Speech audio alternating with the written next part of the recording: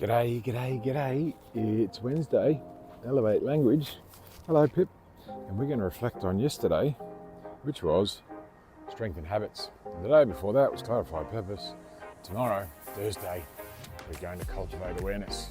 So are we being aware today? Well, I hope so. Are we going to strengthen habits today? Definitely. But more importantly, we're going to elevate our language. So we need to focus. Well, do we need to? Well, I believe we want to focus on being positive and uplifting and wanting to talk about things that make us feel happy and good. Why? Because when you focus on whatever you want, you tend to get it. So if you focus on negativity, you end up getting it. If you focus on saying things positively, like, hey Dan, it's going to be a good day, then you end up getting a good day. But simply say good day. Do you feel like there's never enough time in the day? Are you struggling to switch off from work, the internet, and social media? It's time to reconnect with family, friends, colleagues, and most importantly, yourself. Join the Be More Social Daily Challenge. Just 10 minutes a day to recharge, gain more energy, and enjoy what matters most. Let's begin. Yeah, okay. So, did you pick up on the fact that I didn't do my normal sign-off? Now, is that positive, or is that me running out of time, or is that me being efficient and effective and trying to share a message with you? Well, it all comes down to perspective. So, when you say something that you intentionally mean to be purposeful and positive, does that mean it's going to land that way? Well, sometimes yes, sometimes no. So we have to take the good with the bad, don't we? What does that mean? Well, it means that not everyone hears exactly what you're saying, including yourself. So you may be thinking you're saying one thing, but it actually comes out slightly different. Why? Often tone or body language. You might be frowning, or you might be deep in thought and have your face crinkled up and thinking, I don't understand what I'm about to say, but it's really positive, so I can smile about it. So elevating language doesn't just mean the words that we say, it's how we say them and how we present them. So you can utilize body language and tone to convey a message or portray a message that's positive and say something negative, and people will be none the wiser. Geez, you're ugly. Yeah. Wow, you've just called someone ugly, but you've laughed and made a jovial gesture about it. So people might think you're kidding. But that's where passive-aggressive language comes from. Have you heard of that? That's where people intentionally say things when they're meaning to be rude. Or are they intentionally being nice, but you just think they're being rude? Wow, it's all open to interpretation. The interpretation of the way you deliver the message and the interpretation of how it lands on someone else. So that's why we say communication is a two-way street. And more often than not, in relationships, that two-way street is broken between the brain and the mouth, or the ears and the brain. So the ears to the brain is the shortest distance. The mouth to the brain, it's a little bit further, but not much difference depending on the tunnels and the cochlea and the throat and all those sort of things.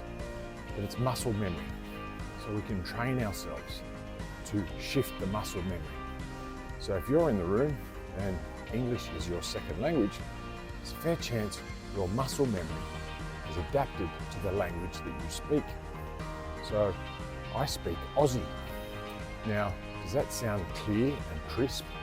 Well, we're renowned around the world as being the best voiceover people in the world because we've got acting coaches that teach people how to train their mouth to articulate the way they say things. So depending on where you move your lips and use your jaw can determine the type of accent you have. Now, obviously, if it's a completely different language, you may not be able to speak it. But how many times have you seen a movie where an Irishman or a Scotsman, let's go with Sean Connery, he's a Russian speaking with a Scottish accent. Does that make sense? Well, he made some great movies, Hunt for Red October, I think it was, with Alec Baldwin. It was about a Russian sub-captain wanting to seek asylum in the American Bay, and he was speaking in Scottish. Well, sort of English, but he speaks with a Scottish accent. I may be great at accents, I may not. It depends if you know who the hell I'm talking about. Because for a lot of people, that just sounds silly, because they've never heard of Sean Connery, because he died a few years ago, and he was mainly famous in movies in the 90s, from probably the 50s through to the 90s. He used to be James Bond, another spy. But he didn't change his accent for anyone, because he owned it. That was his voice, and he was proud of it. That's possibly what made him an attraction to the producers and the directors. That he was the man. He was James Bond. He was Sean Connery. And he wasn't going to change for no one. That's why he was successful for so long. But then you get these guys and girls that pretend to be something they're not. Yeah, they could be a one-hit wonder, or they could be a sidekick. I don't know, there's a particular name. And, you got the main stage actor or actress, but then you got that person that pulls all the money in. Why? Well, I believe because the audience relates to that character. Because chances are he's doing less acting and being more like himself or herself. So the goofy, floppy, crazy ones.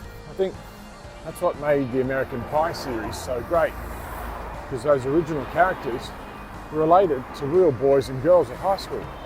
They weren't pretending as much, even though they were acting, but they resonated with people in real life. So you have these Marvel movies and Star Wars movies, they're fiction, but there's deep, deep meaning behind a lot of these movies, stories. So the Star Wars trilogy was about good versus evil, and then it became about gender ideology, and they flopped. Well, the original writer, he sold his soul when he sold the scripts or the ability for other people to make those movies. And you think, okay, well, I've had enough, let's pass it on to someone else. And the highest bidder is normally the one that wants to share their story, but it's not their story, because the story is about good and evil. Well, perhaps the story is still the same. It's just changed or shifted because of the direction people were telling their story. So is that okay? Well, if people have to pretend to be something they're not to achieve something in life, well, I'd question that. Because I don't know if that's a good way to live. And more often than not, a lot of these actors, they make a lot of money, and they either go broke, or they become drug addicts or alcoholics, or they get married 7 times, 7 wives, 7 lives. But I don't think it's the way to live. I think you want to be real, raw, be you, make some mistakes, be more you, be more me, be more social. Simply say, be more social. Simply say, g'day. Actually, I was thinking of Anthony, the young kid that came up from Melbourne. Be more social, be more social, be more social. Simply say, g'day. Thanks for listening as we take on the Be More Social challenge. Join Danny Crouch tomorrow as he shares his journey, and we hope you'll join in too. Drop a comment below. Tell us how it's going, ask questions and share your insights. Find more details in the description or at chooseyourchapter.com.au. Let's make time, boost energy, and aim to be more social today. G'day, g'day, g'day. It's Wednesday, Elevate Language. Are we early? Well, a bit late. Or are we? We're going to reflect on strengthening habits, be more social. Simply say, g'day.